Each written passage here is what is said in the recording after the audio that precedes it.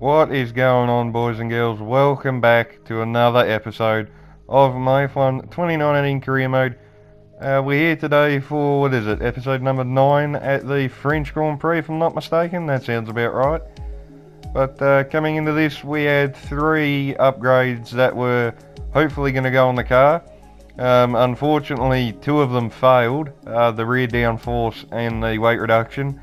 The minor front downforce upgrade has gone on the car, so hopefully that'll be a bit of a boost in performance and can help us out a little bit. But coming into this, it's a track that should probably suit us fairly well, obviously, with the best engine in the field, so hopefully that can work out pretty well for us. But let's go to practice, see how we do for the French Grand Prix, and yeah, hope for a good one. But let's get into it and see how we go.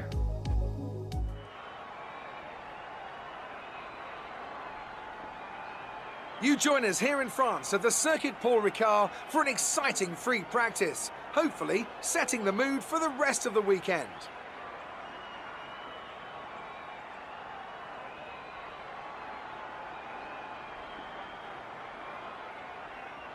We can see, of course, plenty of activity in the garages as we wait for the green light to get this session underway.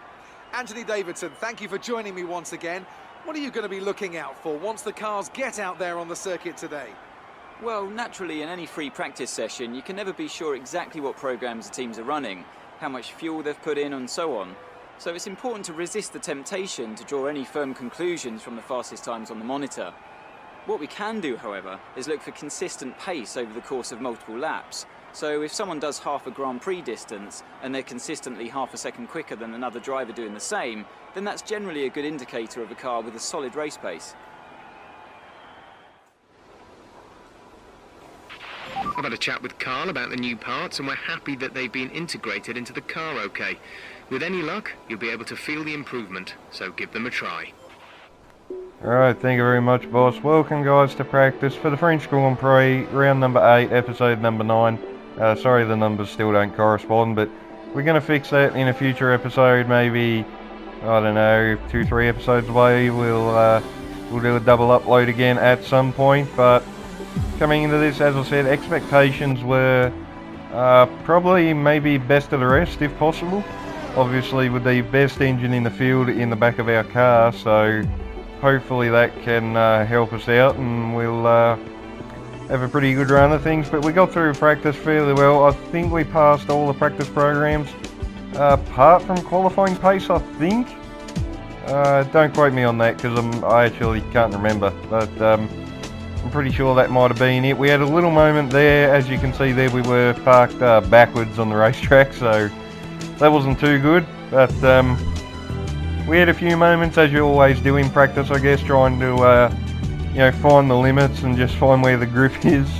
We overstepped the mark on a few occasions, as you can see, but as I said, we got through all the programs fairly well. Car felt pretty good. After a few tweaks, we had to change a few things, but it felt pretty good.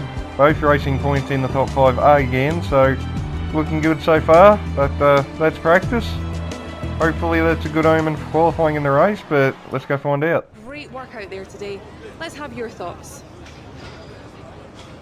You spent a lot of time on the track during practice. Does the car have enough reliability to sustain that? I sure hope so. It seems like it. You left a lot of paint on the walls today. Were you struggling for grip or did you just misjudge some corners? Again, I don't think she was watching practice very well because we never touched any walls. Appreciate your time. Alright, thank you very much, Claire. I know this is a thing in a lot of people's career modes, but she asks absolutely irrelevant questions sometimes, and I don't know. You feel like giving her a smack in the mouth, honestly, sometimes, but we will refrain from doing that, because undoubtedly that wouldn't do us all too good in any way, shape or form, would it? But as I said, we got through practice fairly well. We got enough resource points, so we're going to go fix both those failed upgrades, weight reduction, minor rear downforce. The front downforce went on the car, as I said at the beginning, so hopefully that doesn't make the car kind of unbalanced in the high-speed corners. It felt alright in practice, so hopefully it'll be good for qualifying in the race. It is set to rain in the first part of qualifying, I think. Yes, it is. And heavy rain towards the end of the race as well, so this will definitely spice things up a little bit. I don't know how this car is going to handle in the rain, especially around this track. So hopefully top 10 in qualifying. But yeah, let's go. See how we go, and yeah, let's get into it.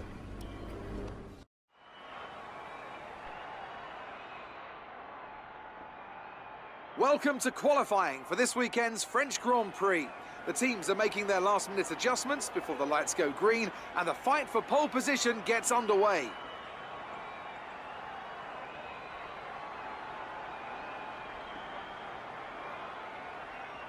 With the weather as it is today, Anthony Davidson, we have, to some extent, to throw the form book out of the window. Who do you see having the advantage on this slippery, unpredictable track surface? The trouble is, Crofty, they need to be thinking about the race tomorrow. You don't want to go jacking up the ride heights and piling on a few points of extra downforce that you're not going to want in the Grand Prix itself. The Parc Fermé regulations mean that you have to make that choice. The best thing the drivers can do is adapt with the tools they have available in the cockpit. Moving the brake bias forward will help stop the rear end slipping out under braking, and opening up the differential can really help tame the oversteer on corner exit. The drivers that can make best use of these techniques will have the best chance for success here today. Alright, so here we are for qualifying for the French Grand Prix.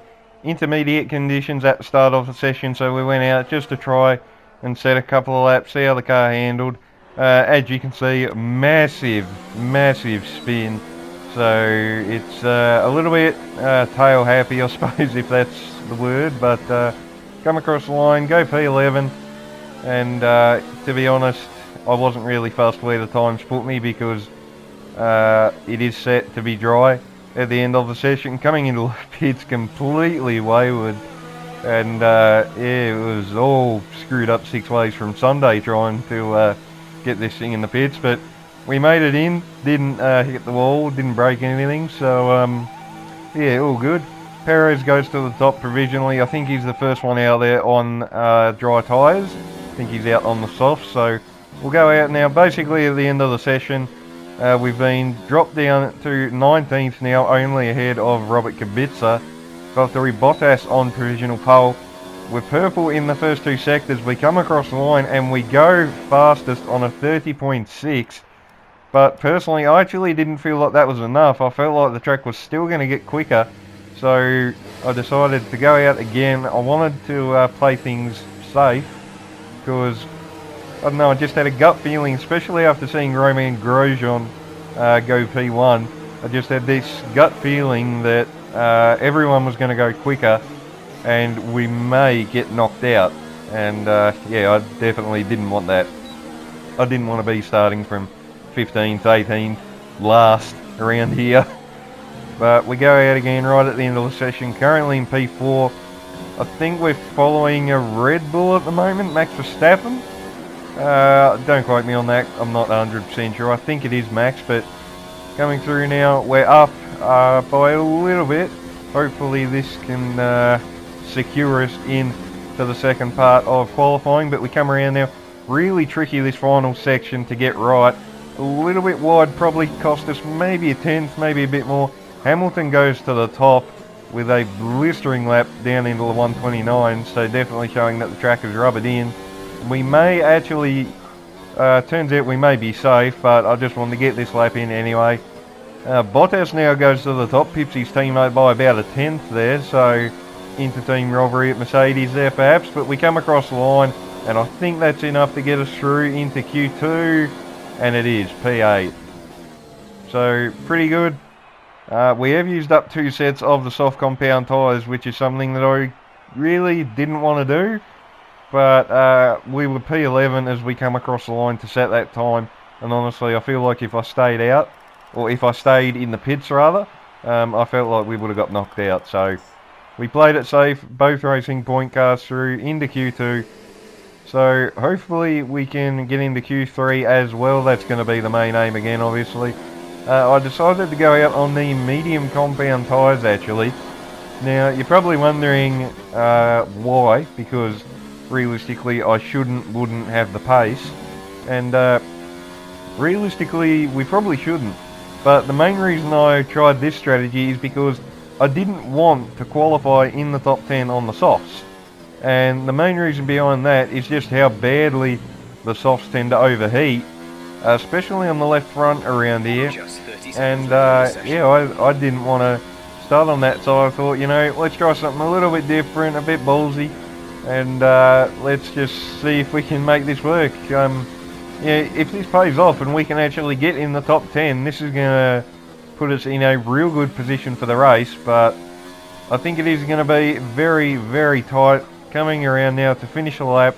It has been pretty good, one or two little mistakes, a little slide as we come out of turn 2, as you saw, and one or two little lock-ups throughout the lap, but all in all, I feel like this has been pretty good. Round the final corner, short shift up into third gear, hot lap, max fuel mixture, up to the line.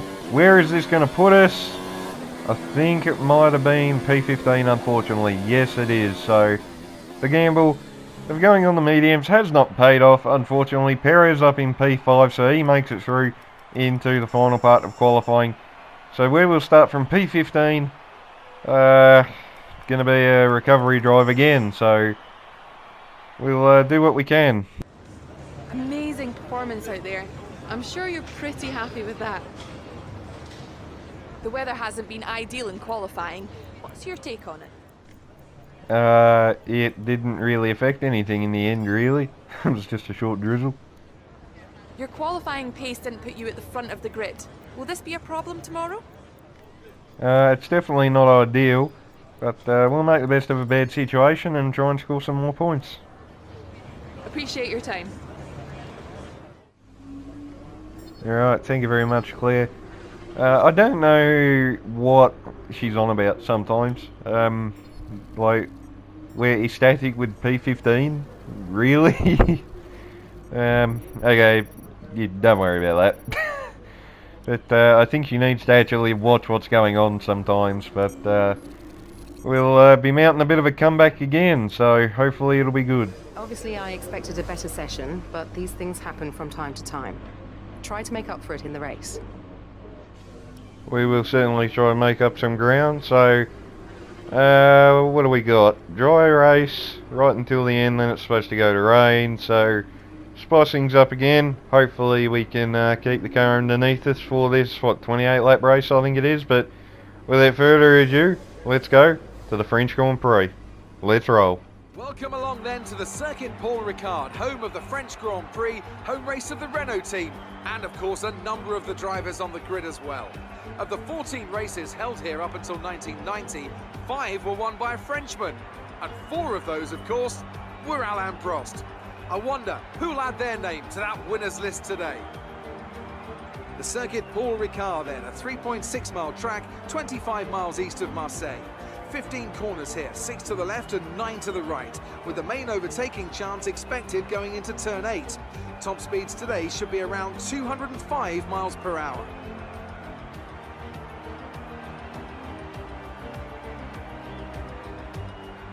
Anthony Davidson is alongside me as usual for the race today. Let's talk about Lee. They recently gave an interview with a less than glowing evaluation of the team's performance. What's your opinion on that? I think the fans always find it refreshing to find a driver who speaks their mind, but it's generally not a great idea to go around bad-mouthing the people who employ you and build your car. These are the people you want to keep motivated and on your side.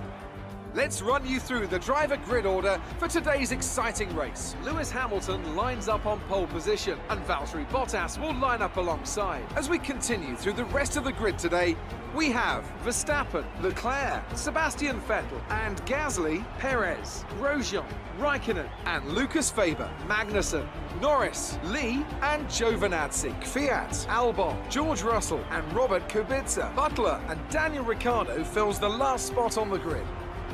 And now it's time to head down to the track. Okay, be wary of the cars ahead braking suddenly into one. We could ruin our race if we hit them. Good luck.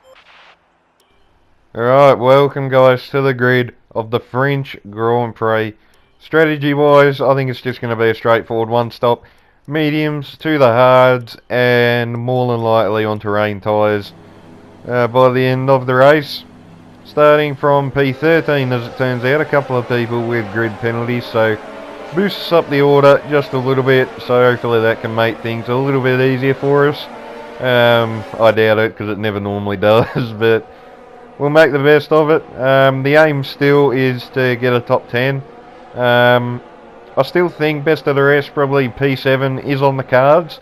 We are going to have to try and make progress in the early laps, because if guys like Perez and Weber, for instance, if those guys start to get away a little bit, I think it is probably going to be a bit difficult to try and run them down, but we'll do what we can. P13, again, it's not ideal, but we'll make the best of it and do what we can, hopefully get some more points. The rest of the grid is forming up. Be patient and watch for the lights.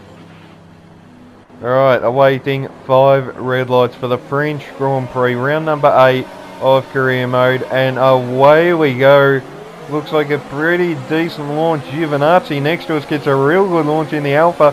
Looks like we may be 3 wide down into turn 1, up the inside of Lando Norris, send it up the inside of the Haas, into turn 1, I think that was Kevin Magnussen, up the inside, we're already into P11, now we're attacking Kimi Raikkonen for P10, trying to get up the inside of the Alpha, side by side into the right hander, he's still there, leaving just enough space on the inside, turns to the inside for us now in this right hander, we should get the move done, and we do, that's up into P10. So a brilliant start, up 3 positions already up into the points. Next up, Romain Grosjean. So we'll see if we can maybe attack the Haas at the end of this back straight. In the slipstream, we got Raikkonen behind us as well. He may pull out, does he? Look for a move, no he doesn't. Side by side up ahead of us with Perez and Gasly, I think. We go around the outside, turns to the inside of Grosjean. A real sneaky move there actually, I wasn't expecting to do that. But side by side with the Haas now, as we come to the end of the second sector now into this long sweeping right-hander. Do we get the move done? And we do. That's up to P9. Next up is our teammate Gasly and Lucas Weber. But we throw it off the racetrack. We've gone too wide and now we're back down to P11. Side by side with Grosjean again. Raikkonen's gotten both of us. Back up the inside of Roman and we get the move done. That's back up into P10. So we were up into P9. And just a little bit too hot into that long sweeping right-hander, and yeah, just threw it off the road. So, bit unfortunate, a silly little error, but hopefully that won't affect us too much. Coming on to the end of lap 3 now, you've got Weber and Raikkonen going side by side through the final couple of corners. We'll try and get by these two if we can. DRS, Rich, ERS, and overtake. Yeah, never mind, that didn't come out right. But we go around the outside of both, down the front straight, get the move done into turn 1, that's P8.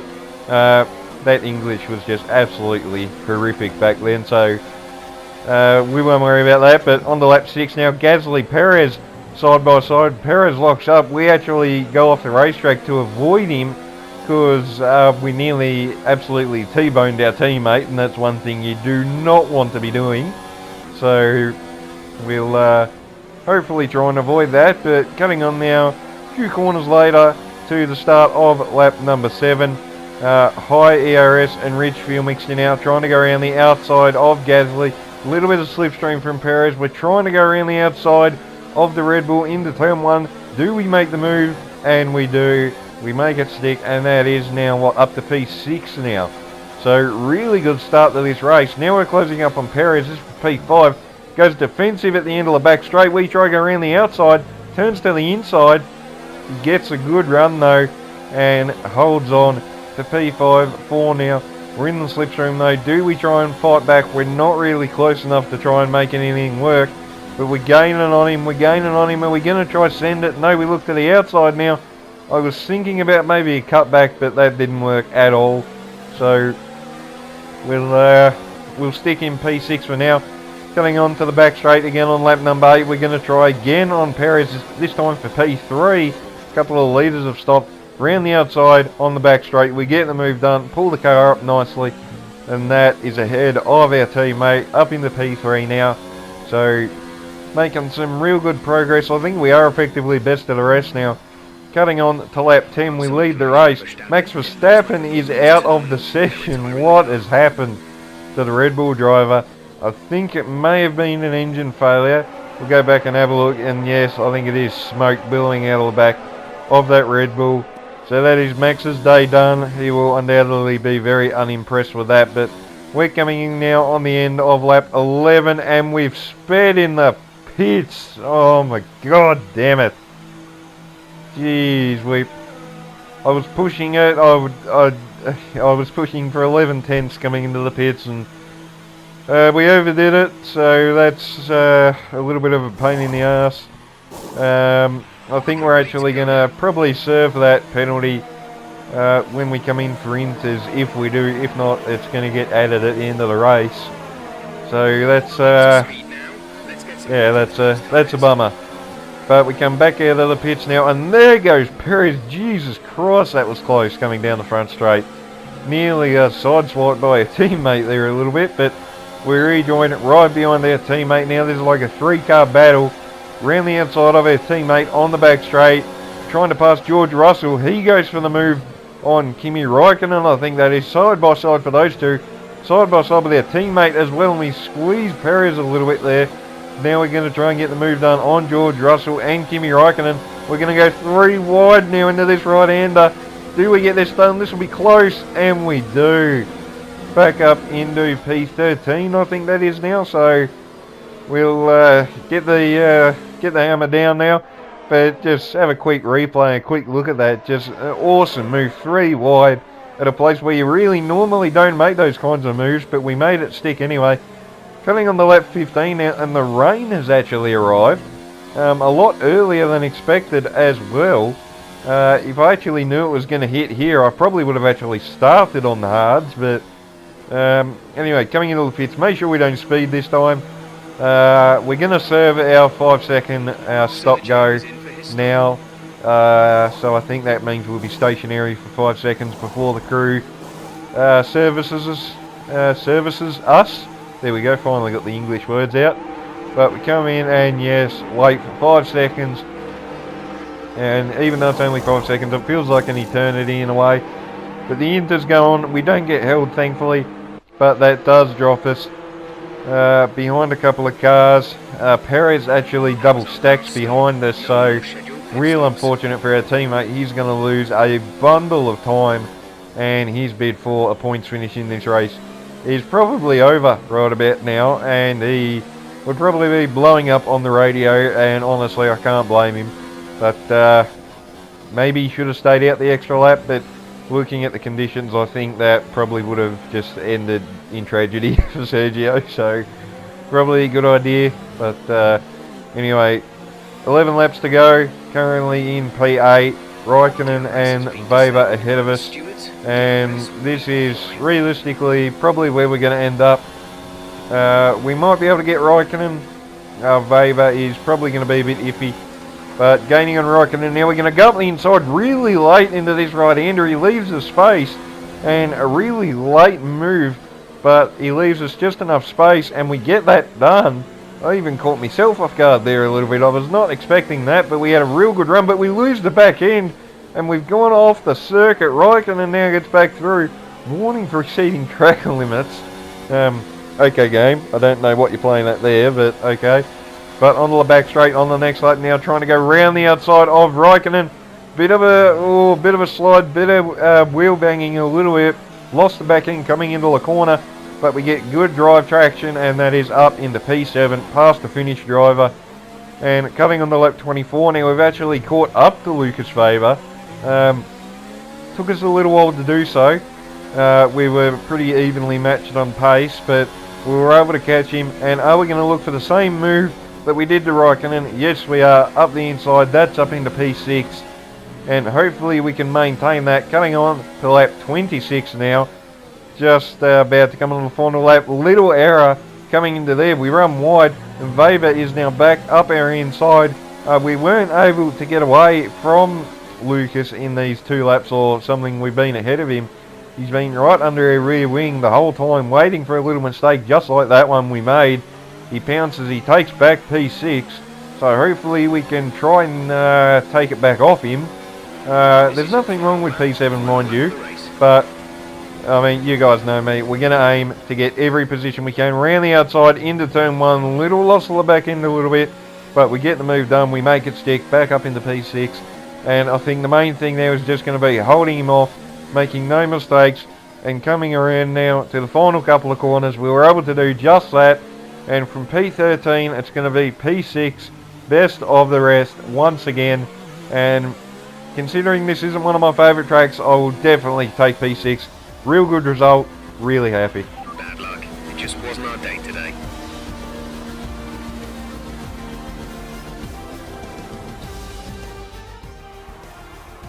So Mercedes have won it, and what a great race it was. Talk to me, Ants. What was it that set them apart from the competition today? Rain always has the potential to liven up a race and mix up the order, and they've taken full advantage of that to claim the victory today. It's always a bit of a lottery when the conditions are like this, but they've managed to stay on circuit and have come out on top.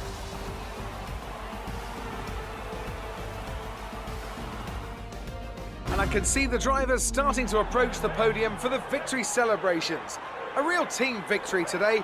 Everybody played their part. Congratulations then to Mercedes, your race winners today.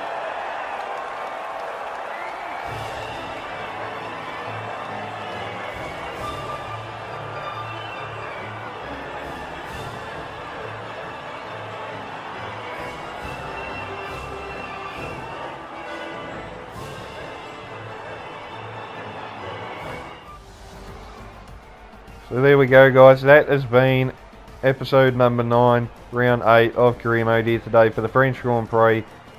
I don't really know what to say about that. Did not expect P6, to be brutally honest. But we pulled another magic trick, another bunch of solid points. So all in all, really happy. Good day today. Let's have your take on it.